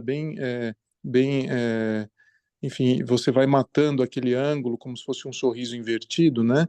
Para evitar que no pós-operatório haja redescolamento pela borda, né? Porque o problema não é no intra, o problema é no pós-operatório. Eu não sei como evoluiu, espero que tenha evoluído bem, mas eu acho que fazer essa angulação, né, nas bordas da retinotomia inferior é importante também para evitar redescolamento. Perfeito, Leandro. Jorge? Acho que mais ou menos a mesma coisa que o Leandro, tentaria diminuir esse corte da retina posterior, porque foi muito posterior, e tentaria angular ali a terminação ali da retinotomia. Talvez na região à esquerda ali, eu tivesse comido até um pouquinho mais, tá parecendo que ainda tem um encurtamento ali. Mas isso aí é difícil dizer por uma foto. Isso aí é intraoperatória que você consegue realmente prever. Mas a cirurgia já sabia que ia ser extremamente difícil e que, se mantiver colada, o resultado é perfeito, independente da quantidade de visão, já que um descolamento crônico, que a gente sabe que a perda de fotorreceptores é imensa, e se a gente preservar esse olho com alguma visão, mesmo sendo bem baixa, já é um sucesso. Perfeito, perfeito. Uma, Então, uma pergunta, alguém de vocês tem experiência com metotrexato, no caso desse? sim, então tem alguns trabalhos de literatura do metrexato que tem resultados talvez intermediários, né? O metrexato ele impede proliferação, teoricamente, né? Pediria a desdiferenciação do EPR para formar o tecido fibrótico e contrátil no PVR, né? Aí você faria injeção intravítrea do metrexato. Tem várias Eu formas de você tratar, né? já temos 10 casos que eu fiz. E qual que é a tua experiência, Jorge? É isso. Eu já fiz uns 10 casos, faço em torno de 300 microgramas em 0,1 ml, já dentro do óleo, e só em casos de reoperação. Não faria nesse caso aí. Eu faria se esse caso viesse a reproliferar, e na próxima cirurgia eu faria o metotrexato. Agora tem que injetar várias vezes, não é, Jorge? Os Isso. protocolos, eles reinjetam diversas vezes. Você tem que fazer durante 2 meses, porque é o ciclo do PVR. O PVR, ele se processa no período de 2 meses, então você tem que manter todo o período bloqueado a diferenciação celular. Então, se você fizer só uma injeção, ou como eu já fiz lá atrás, usar o metotrexato no BSS, não serviu para nada. Não tinha diferença nenhuma. Quando eu faço durante 2 meses, eu acho que tem uma melhora, mas é achismo, porque se você pensar em 10 casos, eu tive resultado bom em uns 8, mas pode ser que seja realmente o processo do PVR. Um dia desse, num grupo desse, eu estava se discutindo PVR com a Bárbara Parolini, lá da Itália, e ela falou assim, a questão toda é quantas cirurgias você vai repetir, porque chega uma hora que o PVR para. Em torno de 4, 5 reoperações vai ser o suficiente. Então, é difícil dizer, mas ter usado em alguns pacientes, o resultado foi muito bom. Mas tem um trial aí que até hoje não terminou, esse trial se prolonga, mas o resultado a gente nunca viu, que testa realmente se o metotrexato tem diferença estatística ou não, se é só uma impressão que todo mundo tem, mas que não tem realmente significado científico. Estamos esperando isso para realmente definir essa questão. Mas isso é interessante, esse negócio do ciclo do PVR, porque talvez em casos mais crônicos como esse, talvez ele já tenha contraído tudo que tem que contrair, já migrou célula, já contraiu, já fez Pode ser. as estrelas, já contraiu a base, tem que fazer a retinotomia, e eventualmente se você consegue tirar tudo, é um caso que de repente fica, né? Um caso com 1 mês e meio, 2 meses, que está no apogeu lá do PVR, às vezes realmente fica redescolando e tal. E a gente lida com casos muito difíceis, né? Eu lembro crianças no HC que eu operei e reoperei várias vezes e o PVR não para nunca. Você vai até o limite de onde o olho não aguenta mais. Então são casos bastante dramáticos. Talvez nesses casos o metotrexate tenha alguma utilidade mesmo, mas realmente numa cirurgia onde houve PVR por cronicidade, talvez eu não usasse, pelo menos com as evidências que a gente tem no momento, né? Reoperação, casos mais recidivados, talvez seja por onde a gente tenha que utilizar. É isso, como eu disse, eu não faria nesse caso inicialmente, só se viesse reproliferar. Se você visse realmente uma atividade intensa, aí eu pensaria no metotrexato. Perfeito. Basicamente, se você identifica atividade ou por uma precocidade do PVR, né? Isso. Ou por uma reativação, né? Uma reproliferação, aí você teria uso, teria sentido usar, não sei se faz efeito, mas teria sentido usar em casos crônicos, talvez que o PVR já tivesse estabelecido, não, né? Iana, você vai mostrar algum Então, eu pós-operatório aqui? ia fazer algumas considerações. Algumas das Tá. dúvidas até já foram comentadas. Então, primeiro, né? Nesse tipo de caso mais complexo, quando consideraria ali uma possibilidade para retirar esse óleo de silicone? Iana, deixa eu falar sobre isso aqui. O PVR, então, tem esse ciclo, né? 8 semanas até 12 semanas, certo? Se em 12 semanas você não tiver reproliferação, você tem que tirar o óleo de silicone para evitar os efeitos colaterais do óleo de silicone, certo? Toxicidade na Com retina, certeza. hipertensão intraocular, um glaucoma secundário. Então, acho que o tempo do silicone ser retirado são 3 meses, O que é mesmo, o então, tempo de outros do casos. ciclo completo do PVR. Se não tiver reproliferação, se tiver reproliferação, você vai ter que tratar a reproliferação, ampliar a retinectomia, eventualmente até injetar o metotrexato e recolocar o óleo de silicone. Sim. E esperar mais 3 meses. Jorge e Leandro, vocês concordam com isso ou não? Vocês fazem de uma forma diferente? Somente se se eu achar que o olho está tendendo a hipotonia, porque você tem uma área desnuda de APR muito grande, ou uma atrofia do corpo ciliar. Mas fora isso, 3, 4 meses é Tempo o tempo habitual mesmo, né? Ok. qual a gente tem que tirar. Por isso que tem que caprichar na retinotomia, porque você fica com uma tração inferior, Aí às você vezes não tira nunca. aí você nunca tira nunca mais, porque você condena um olho a ser óleo dependente, você sabe que você vai tirar e ele vai descolar, aí você não tira, né? Por isso que essa é aquilo que eu falei, tirar a membrana à exaustão, caprichar na retinotomia, tentar fazer o mais anterior possível, caprichar nos ângulos, eventualmente alguma relaxante, que tem alguns casos que a gente tem que fazer algumas pequenas relaxantes nesse sorriso, né? E para justamente a gente preparar para a remoção, porque o fim do jogo é remover o óleo de silicone. Se deixa com óleo de silicone eterno, esse olho fatalmente vai ter ceratopatia em faixa, glaucoma, a gente vai perder esse olho lá para frente. Você só adia o problema, né? Então, Sim. por isso que eu coloquei aqueles pontos. Perfeito. Ok. Ana, quer mais perguntas? Aqui já foi bastante comentado, né? Se faria o metotrexato nessa cirurgia. Aqui uma outra dúvida. Nesse ponto em que não tinha outras roturas, faria um laser 360 na faixa ou acha que realmente daria só para fazer aquele naquelas regiões de bloqueio?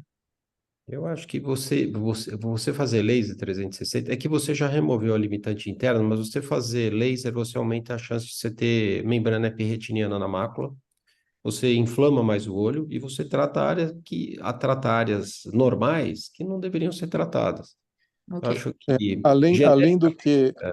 além do que, numa reoperação, se contrair, é muito mais difícil você lidar com um olho que foi feito um laser largo, um laser 360. É muito isquêmica, Então, né? A retina não, depois. não é por isso. Você tem que soltar adesões, às vezes retinocoroideias, para Hum, fazer uma retinotomia atrás da linha do laser, se isso contrair.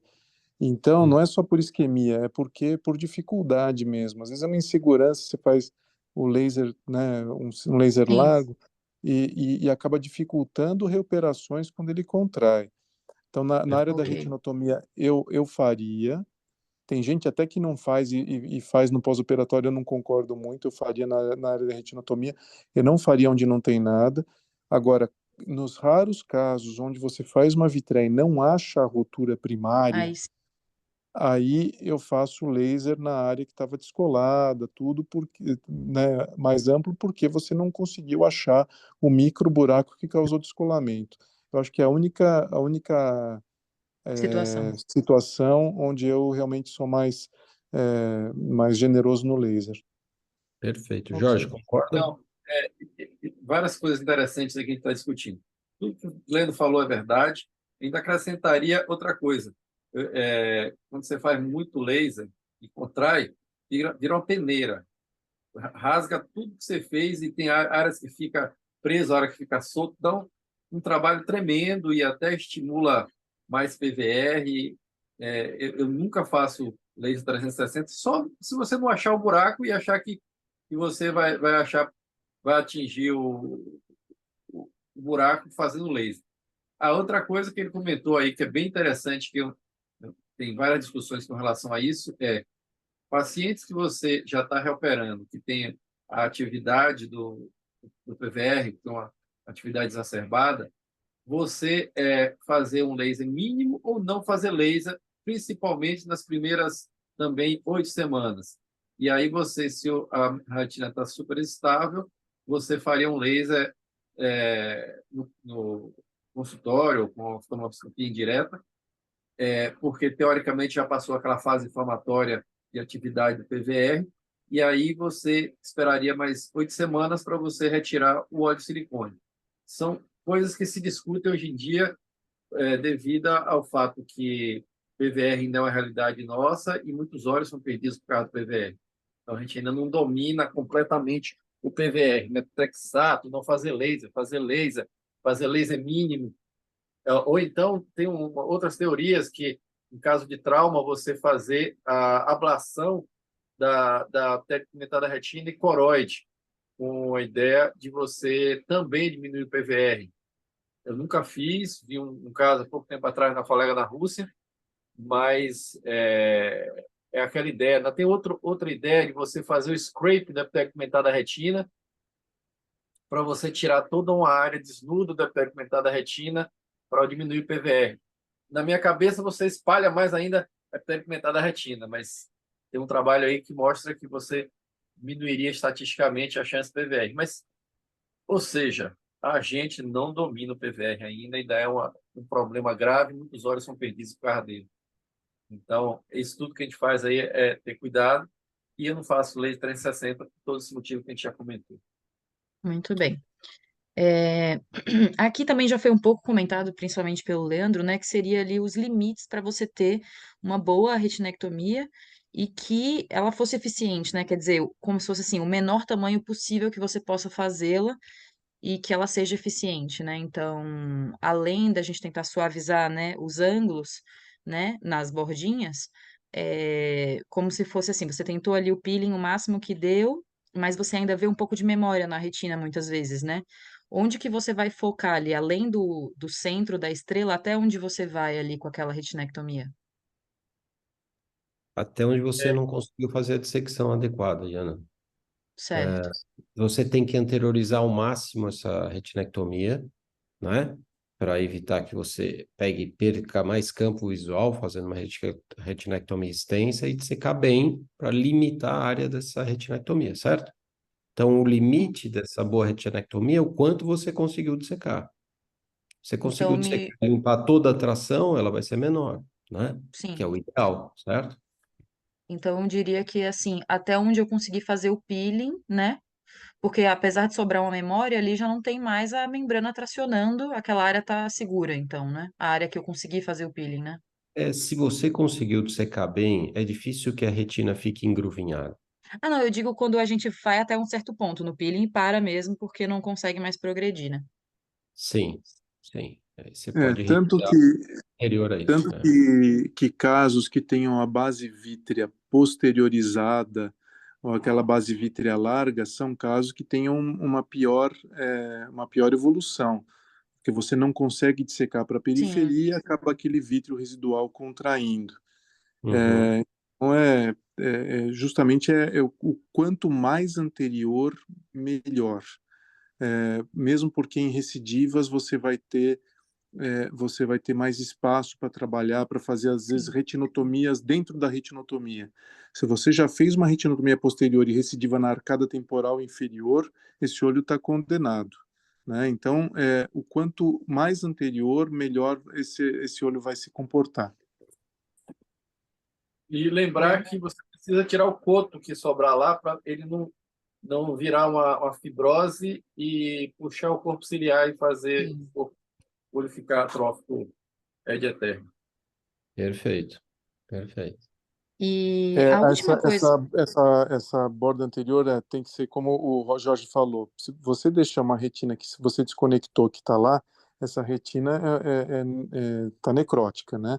Além do que essa tração circunferencial contrai o corpo ciliar e causa hipotonia, que é o pavor de cirurgião de retina. Hipotonia, eu tenho casos, o Sérgio deve ter casos, o Jorge deve ter casos que são dificílimos de tratar.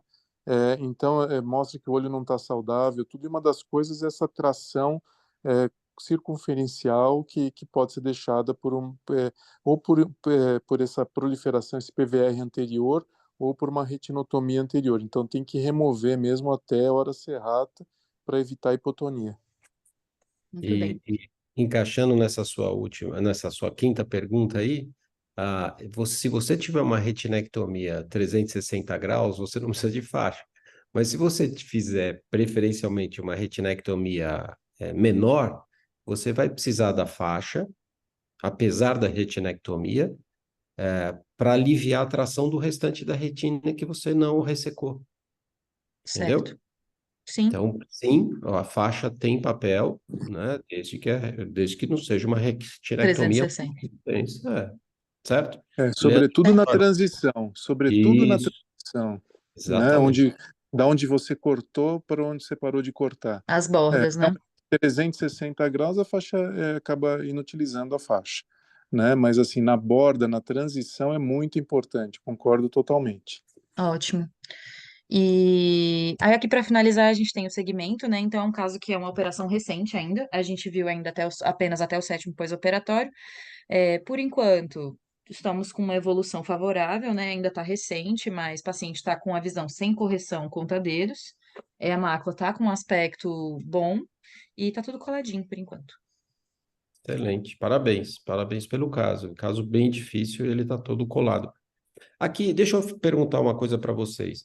Em geral, na borda da retinectomia, você vê, tem uma tendência a não fazer laser na borda, ou, Iana, eu faria um laser menor. Talvez a única correção que eu fizesse aqui, a única modificação de técnica que eu fizesse, além do que o Leandro comentou, tá certo? Da retinectomia ser mais anterior possível, é fazer menos laser na borda da retinectomia. Eu acho desnecessário fazer essa faixa Uma grande de laser. barreira tão grande. Essa barreira entrou no polo posterior, tá vendo? É porque laser ali só vai acabou que o PVR permeabilizar. machucou um pouquinho ali. Uhum. Na hora Eu, de tentar tirar o PVR, acabou rasgando um pouco aquele setor, e aí tá, acabava precisando fazer laser ali. tá. Mas assim, É, mas se você dissecou toda a retinectomia, dissecou todo o PVR e tal, você pode fazer 2 fileiras de laser, no máximo 3 fileiras, que você vai Tá. segurar essa retina, porque a retina tá lisa, tá? Algum comentário sobre isso, o Leandro, e Não, Jorge? e até é, a potência do laser é menor. Eu não entendi, Jorge, fala de novo. Eu falei, a potência do laser está muito branco. Tentaria fazer um pouco menos potente o laser, com menos uma ou duas fileirazinhas, bem de leve, Tá. para estimular menos. Leandro? não, então, só reforçar assim de novo, é caso difícil, não estou criticando ninguém, mas essa Claro, claro. retinotomia ficou muito posterior, ela está dentro da mácula, né? Se esse caso contrair, não tem como cortar dentro da arcada temporal inferior. Se esse caso contrair, é inoperável, né? Então, tem que, na hora lá, tentar jogar o máximo de anterior possível, trabalhar com algum Tano Scraper, alguma coisa para tentar desenrolar um pouco da borda para economizar a retina. Porque senão, se foi na borda, do jeito que ela estava enrolada, acabou levando a isso, a retinotomia na arcada temporal inferior. Então parece que a gente está sendo chato, né? Mas é que eu já fiz esse erro e eu sei que não evolui bem, né? Você tem que jogar essa retinotomia mais para anterior, porque qualquer coisa que contrai aqui, essa paciente teve essa chance. Se contrair aqui, não dá para corrigir, né? Não tem mais nenhuma folga. Então tomara que não evolua com contração, tomara que tenha resolvido tudo, mas ficou bem posterior essa retinotomia. E Ana, uma outra coisa interessante, você fazer um OCT, porque você tem visibilidade para fazer um OCT, para você ver como está a estrutura da mácula, para até ver prognóstico visual. Se ele tem uma perda completa de retina externa, ou ainda se a retina externa está viável, se só tem uma fragmentação de zona elipsoide, tá? Acho que é importante o segmento, além da foto, que a documentação está ótima, talvez fazer com OCT. Até você percebe a formação de líquido subretiniano que você às vezes não evidencia na retinografia, no fundo de olho. Então você vê que tem algum líquido está entrando por alguma atração na borda da retinectomia. É importante documentar com OCT. Talvez você tenha, não tenha colocado aqui, mas é uma documentação interessante, tanto para prognóstico quanto para evolução do cirúrgica, né? Com certeza. Mas, Iana, acabou aqui? Acabou. Então, olha, super obrigado. O caso excelente, muito difícil, desafiador. Sempre a gente, sempre isso, na vida inteira da gente, a gente vai aprimorando técnica, todo mundo faz isso, né? Tem uma técnica nova que aparece, você testa, você acha adequado ou não, e você incorpora dentro das suas técnicas ou não. Então, a gente está sempre aprendendo, todo mundo, tá? Então, aqui os comentários, a gente tem mais experiência, já passou por situações que a gente percebeu que a gente faria de uma forma um pouquinho diferente. Então, o caso aqui foi um caso muito difícil, foi muito bem operado e os comentários são discretos em um ponto ou outro aqui da técnica toda e do caso muito difícil que foi feito. Parabéns pelo caso, tá? Excelente, certo? Leandro Certinho, professor. é, Leandro e Jorge, algum comentário final aqui? Não, perfeito, isso mesmo. Parabéns. Depois podia mostrar uma evolução mais tardia para a gente, como que evoluiu, né? Mas muito interessante. Parabéns pelo caso. Ótimo. Jorge? Não, perfeito. Parabéns aí, porque na hora que você está dentro do olho, é diferente. Tá, perfeito. É isso aí. Iana, super obrigado. Então, agradecer aqui ao Leandro e Jorge, comentaram o caso cirúrgico da Iana Mourão. Agradecer a Melissa Amaral, que apresentou o artigo. Agradecer o Iago Bastos, que apresentou a imagem, e a Juliana Heck, que apresentou o caso clínico, e também os comentários da Cleide Machado e do André Creus, né? Além do Jorge além do Jorge Rocha, que a gente já falou, e do Leandro Cabral, tá? Então é isso. Um abraço para todos vocês, ótima sexta-feira, ótimo final de semana e até a próxima quinta-feira. Um abraço para vocês todos. Tchau, Jorge. Tchau, Leandro. Abraço. Obrigado.